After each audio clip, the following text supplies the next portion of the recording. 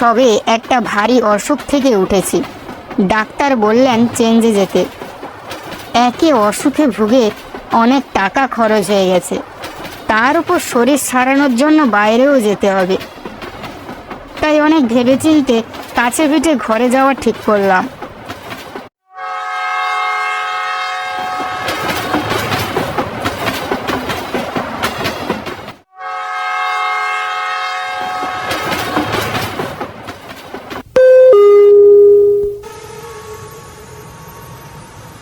ভোরবেলা ট্রেন থেকে নেমে এক চায়ের দোকানে খোঁজ নিয়ে বিলাসিতা টাউনে একটা বাড়ির সন্ধান পেলাম। বাড়ি নাকি বাঙালির বাড়ি? বাড়িটা পাওয়া মাত্রই একটা গরুর গাড়ি ভাড়া করলাম, তারপর রওনা দিলাম সেই বাড়ির উদ্দেশ্যে।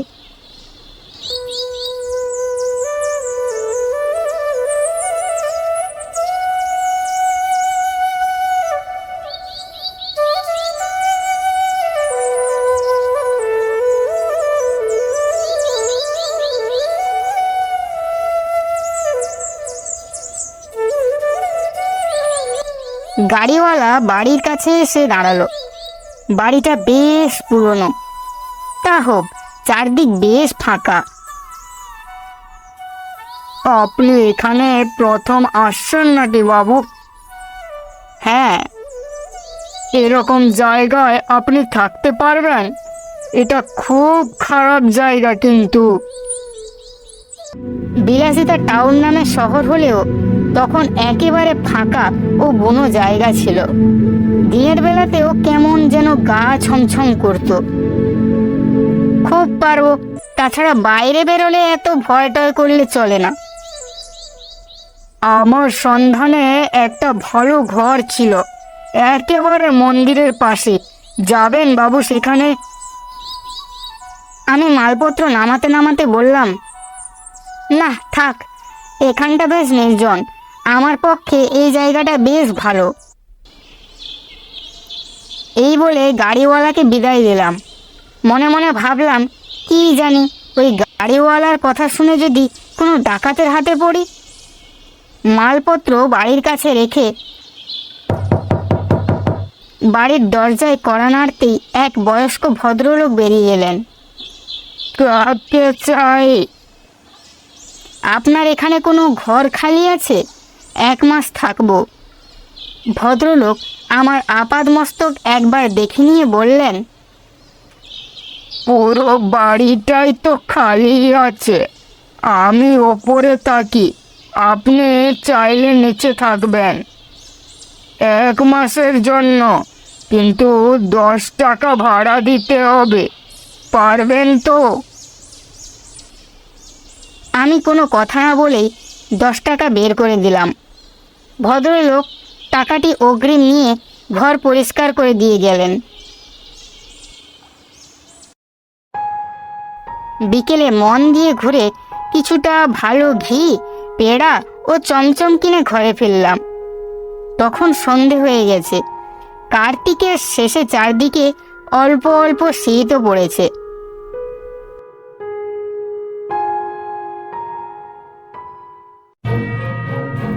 ঘরে এসে তালা খুলেই তো অবাক, দেখলাম ঘরের ভেতর হারিকেনটা কি যেন জেলে রেখে গেছে। দেওয়ালে দড়ি বেঁধে সুন্দর করে জামা কাপড় সাজিয়ে গুছিয়ে রেখেছে। আমি তো ভেবেই পেলাম না এরকমটা হলো কি করে, কেননা চাবি রইল আমার কাছে, অথচ ঘরের কাজ করলো কে? বাড়ির মালিকের নাম গাজেন বাবু। আমি তাকে ডাকলাম, গাজেন বাবু, গাজেন বাবু।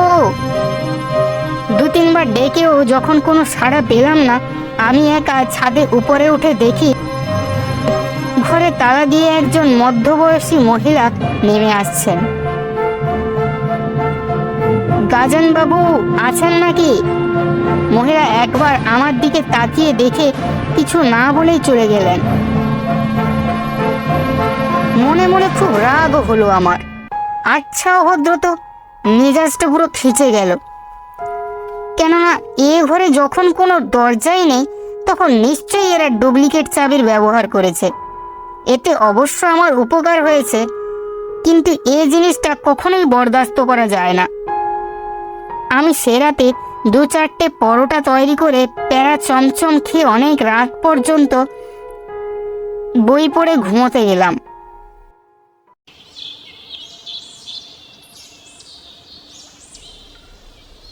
ঘুম যখন ভাঙল তখন সকাল হয়ে গেছে। ঘুম থেকে উঠেই বাইরে কুঁয়োতলায় গাজনবাবুকে দাঁতন করতে দেখলাম। আমিও তাড়াতাড়ি দাঁত মাজার সরঞ্জাম নিয়ে বাইরে বেরিয়ে এলাম। গাজনবাবু একগাল হেসে বললেন, কে হে ভায়া, রাতে ঘুম হয়েছিল তো? আগে হ্যাঁ। তারপর গতকালের কথাটা বললাম। শুনে গাজনবাবু একটু গম্ভীর হয়ে গেলেন। টাকা কড়ি সবসময় নিজের কাছে রাখবেন। সন্ধ্যার পর বাড়ির জানালা দরজা বন্ধ করে দেবেন।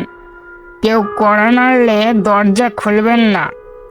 এসব জায়গা ততটা ভালো জায়গা নয় তো। তাছাড়া আমি রাতে এখানে থাকি না। ওখানে একটা বাড়ি আছে, সেইখানে চলে যাই। তা না হয় হলো, কিন্তু আমার ঘরে আলোটা জ্বাললো কি? আপনার স্ত্রী? আমার স্ত্রী? আমার স্ত্রী তো অনেকদিন আগে মরে গেছে। মারা গেছেন? তাহলে তাহলে ওই মহিলাটিকে? আপনি ভুল দেখেছেন, ওইখানে কোনো মহিলাই থাকেন না। তারপর একটা ছাগলকে হেঁট হেঁট করতে করতে আমার সম্পূর্ণ প্রশ্নের উত্তরটা না দিয়ে আমাকে এড়িয়ে চলে গেলেন গাজনবাবু।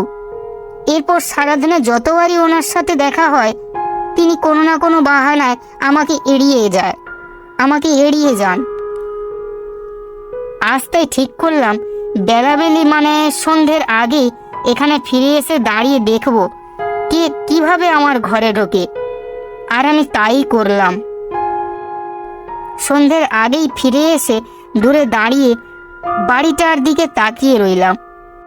সন্ধ্যাটা যেই উত্তীর্ণ হলো অমনিতেই আলো জ্বলে উঠল ঘরের ভেতর।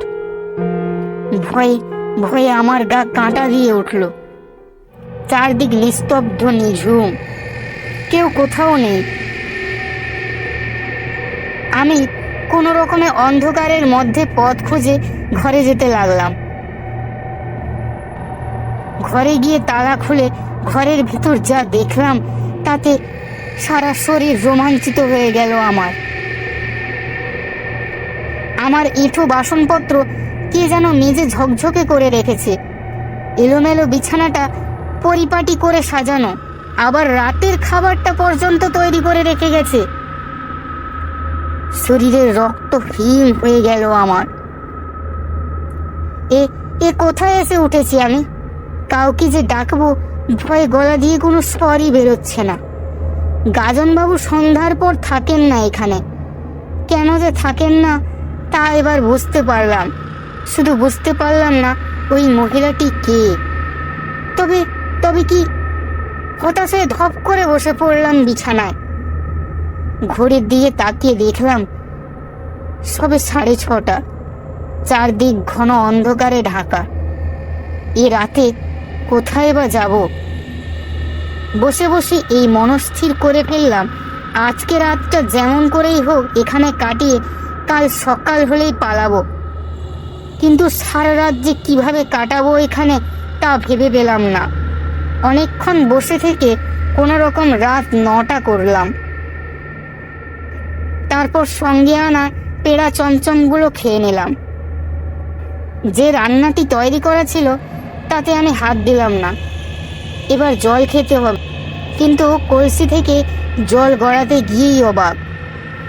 এ কি, জল কই? বাইরে যাওয়ার আগে যে জলপূর্ণ কলসি নিজের হাতেই রেখে গেলাম। আমার সর্বাঙ্গ তখন নীল হয়ে উঠেছে। তারপর ভয়ে এবং পেড়া চমচম খাওয়ার ফলে তেষ্টায় গলা শুকিয়ে কাঠ হয়ে গেছিল। বাইরে কুঁয়োতলায় গিয়ে জল আনতে ভয় করছিল, কিন্তু যেতে তো হবেই। যেতে গিয়েই বাধা পড়লাম। দরজা খুলতে গিয়ে দেখি দরজাটা বাইরে থেকে কে যেন বন্ধ করে গেছে। তারপর অনেক টানাটানির পরেও সেই বন্ধ দরজা কিছুতেই খুলতে পারলাম না। এমন সময় হঠাৎই দপদপিয়ে হ্যারিকেনের আলোটা নিভে গেল। আমার গা দিয়ে গোলগলিয়ে ঘাম বেরোচ্ছে। ভয়ে আমি কাঁপা কাঁপা গলায় বললাম, কে কে কে তুমি? কে আমাকে এইভাবে ভয় দেখাচ্ছ? আমি আমি তো তোমার কোনো ক্ষতি করিনি।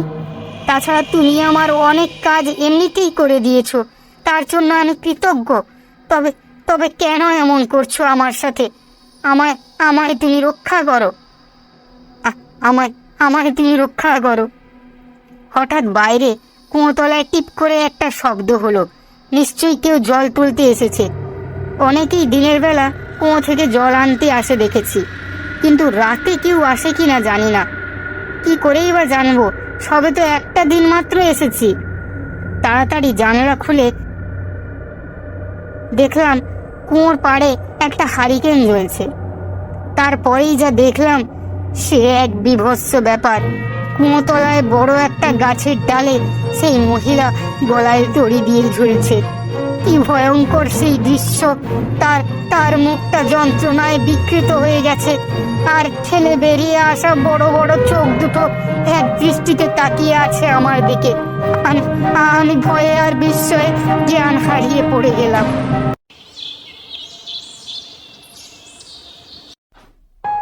পরের দিন সকালে যখন চোখ মেললাম, তখন দেখলাম ঘর ভর্তি অনেক লোক। গাজনবাবু আমার মাথার কাছে এসে বসে আছেন। আমি আস্তে আস্তে করে উঠে দাঁড়ানোর চেষ্টা করলাম। তারপর সবকিছু খুলে বললাম সকলকে। আমার কথাগুলো শুনে সবাই বকাবকি করলেন গাজনবাবুকে। আমি তখন মালপত্র গুছিয়ে স্টেশনের দিকে